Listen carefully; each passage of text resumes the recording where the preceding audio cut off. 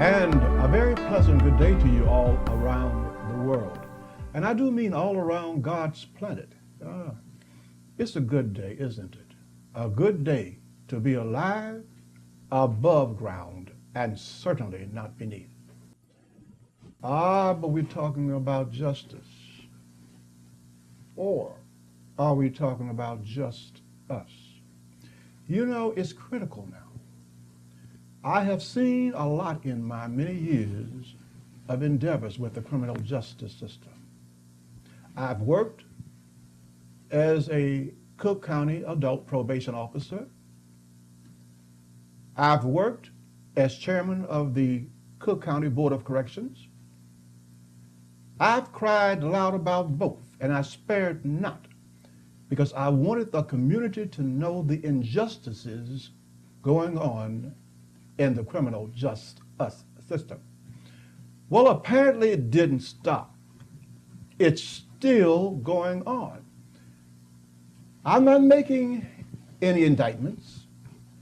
We are here to bring you the truth about what's going on. And I do mean it's going on in big fashion, and the community is up in arms about it.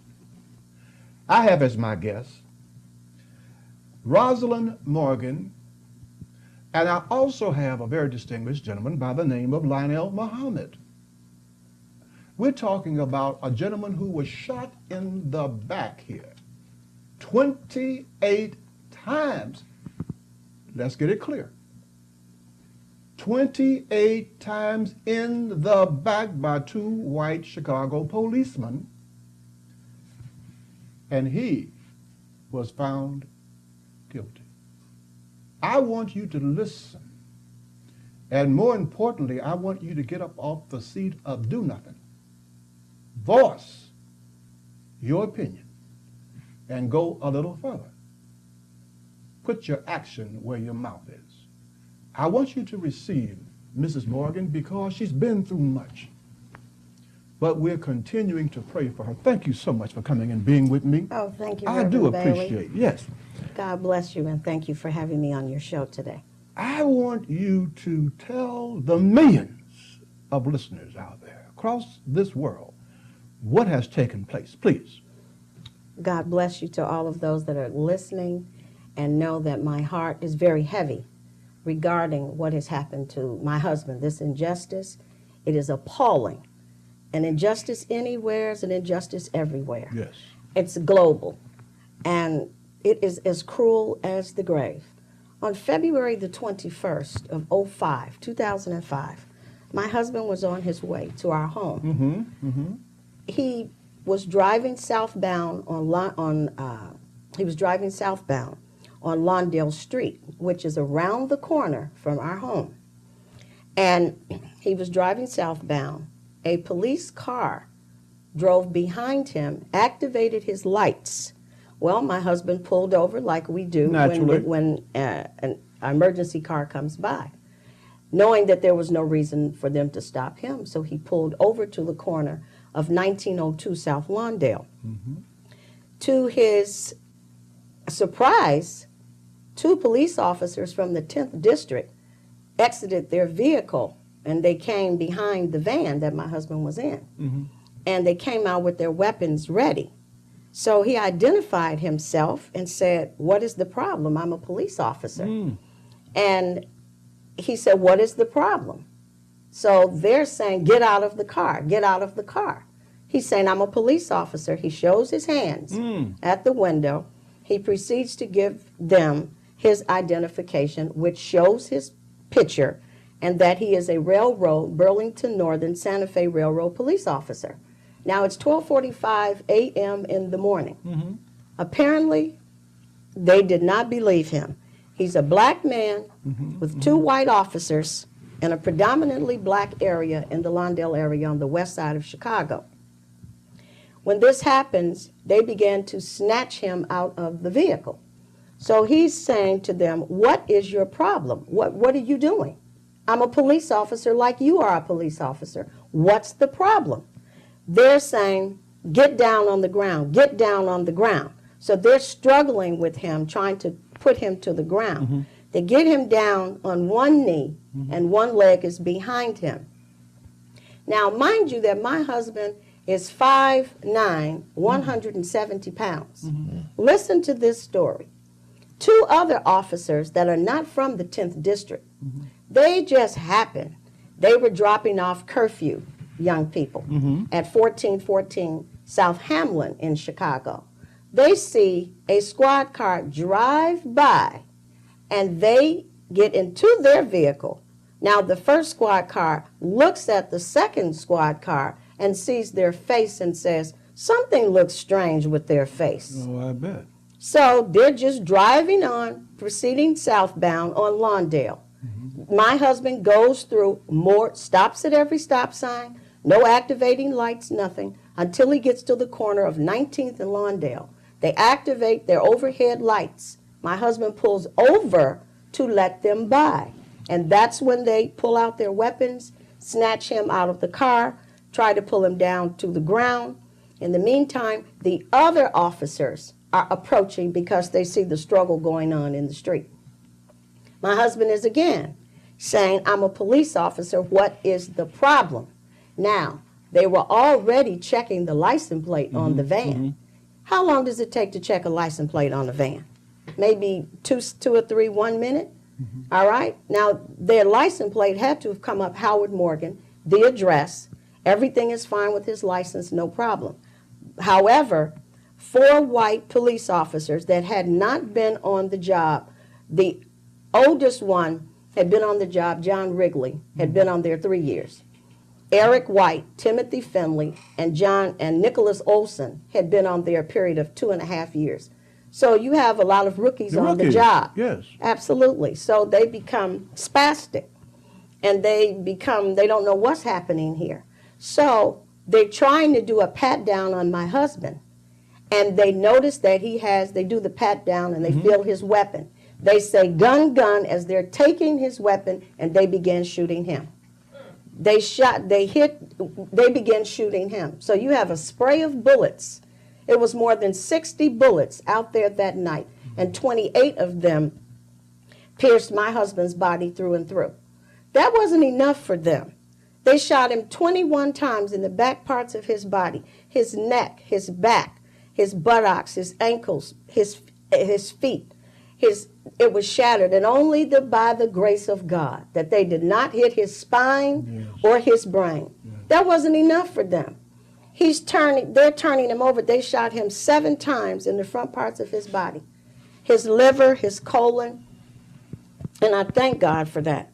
That when they did all of that, that still wasn't enough, Reverend Bailey. They hit him in the head. Eric White on the witness stand said, I punched him in his head. And then as the other 3 officers were holding him down, and then I got on top of him, I stood over him and shot him in his back.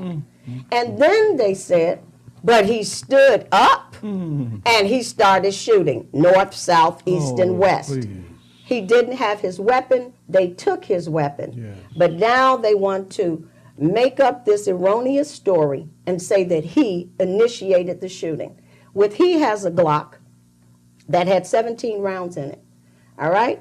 Now, if he's unconscious, they can easily take that gun and shoot it and say that he shot the weapon at them. Now, you have a witness that was out there that saw it and said that they took Mr. Morgan out of the car, was grabbing him down to the ground. There was a struggle. They were pressing down on him, and he's still saying, I'm a police officer, what are you doing? Then when they're filling him, they're taking the gun, they began shooting, they panicked, they shot, and who was the victim? Mr. Morgan. But after this, now, they make a 911 call, officer down, officer down, officer down. Well, this is true. An officer was down, Officer Howard Morgan.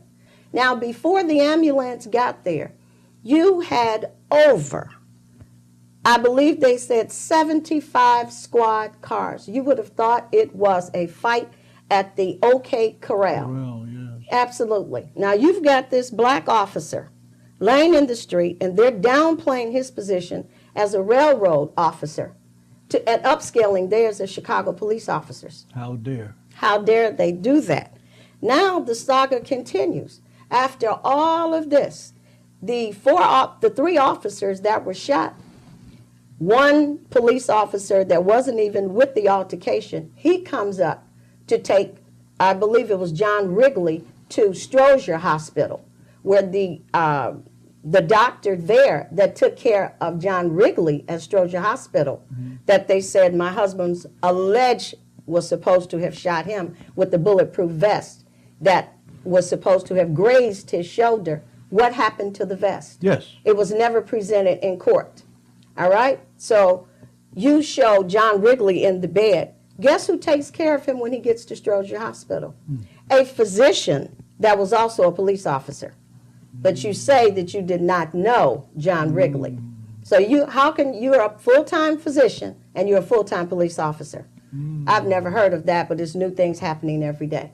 But God is still in this picture. He is. Yes, he is. So now that we go on, this police officer is taken to the hospital. The other officer is taken to the hospital with a scratch on his leg, and they're all released within a 2-hour period, giving them time to go to the round table to get their story together against Mr. Morgan, because they thought he was definitely dead.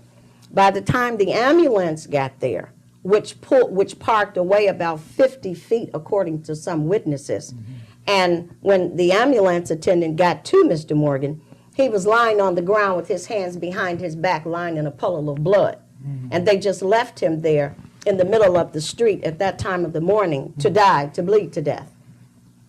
Now, the ambulance attendant says that Mr. Morgan, after they took the handcuffs off of him, which by some witnesses said that they put Mr. Morgan in a black body bag and drug him to the ambulance, making sure that he would be dead.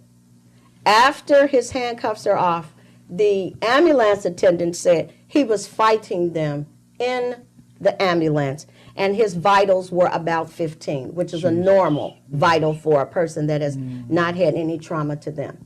But when he got to Mount Sinai, and Dr. Zaret said that was virtually impossible when Mr. Morgan got to Mount Sinai, which is about 1 minute from where this altercation took place, this horrendous crime, that his vitals were 3 or possibly 4, and that's a person that is virtually comatose and on their way out of here.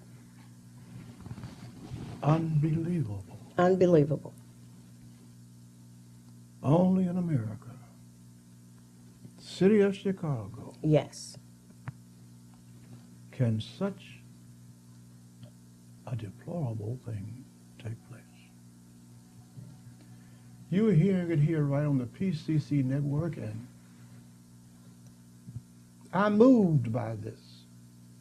And don't sit there and say such a thing cannot take place.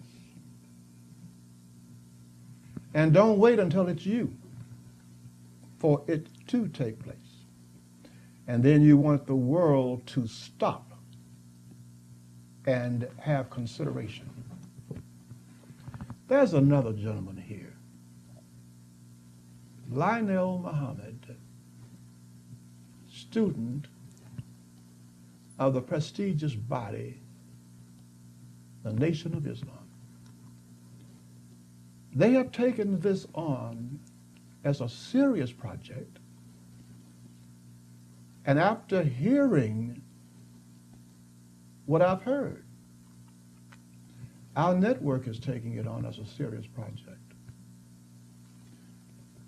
I want you to take it on as a serious project. Mr. Muhammad, I'm going to take a break, and I'm going to come back, and I'm going to allow this chair to go to a lady that I know has a good reputation in this city, county, and state, and this country. They call her In the Know with Mo. She has a reputation, and people listen to her. And she's also affiliated with Mr. Sharpton's organization, the National Action Network. We're going to take a brief break, but I want to get myself together because I'm trembling. Yes. I'm trembling. And I tell you, I've had some incidents in this city. Hear me now. Please hear me. I've had incidents in this city where if I did not have credentials in my pocket, I'd be a part of the criminal justice system right now. And they were not right. Absolutely. So don't sit there and say this cannot happen to you, because in a heartbeat it can happen to you. We're going to take a small, short break, if you will. And we're going to be right back. Stay right there.